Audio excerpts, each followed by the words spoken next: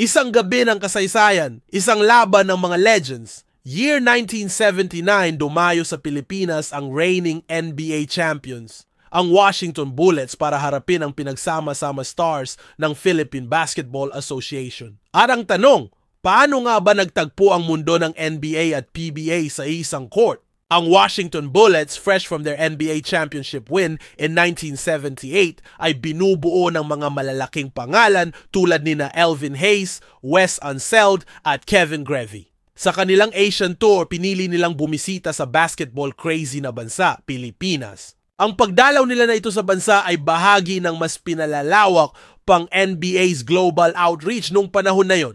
Pero hindi rin basta-basta ang pambato ng PBA. The selection was a powerhouse squad. One from each PBA team except for Toyota na merong dalawa. Nandyan si Robert Jaworski, Ramon Fernandez, Atoy Co, Bugs Adornado, Freddy Hubalde, lahat MVP caliber. Kasama din sina Lim Engbeng, Manny Paner, Rudy Kutch, Rene Canent, Yoyong Martires, Jesse Solano, and Bing Del Rosario. 5 imports din ang kasama sa lineup.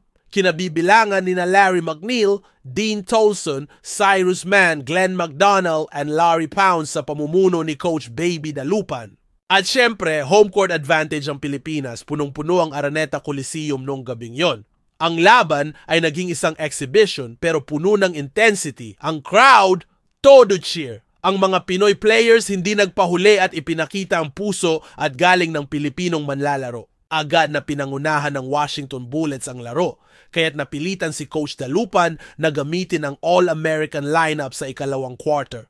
Nanguna si Kevin Porter na may 31 points. Sinubukan pang makasabay ng imports ng PBA sa laro ng mga NBA players pero nauwi ito sa mga one-on-one plays. Lumobo sa 33 points ang lamang ng Bullets sa ikatlong quarter at muntik pang magkasuntukan sina Atoy Co at Dave Corzine. Sa huli, nanalo ang Washington sa score na 133-123.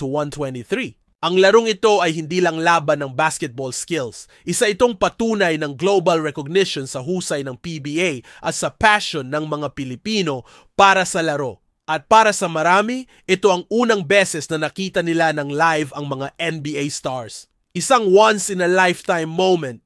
Kung nagustuhan mo ang video natin na ito, huwag kalimutang mag-like, mag-comment ng paborito mong PBA player noon, at syempre mag-subscribe para sa mas marami pang kwento ng kasaysayan sa larangan ng sports. Hanggang sa susunod, salamat sa panonood!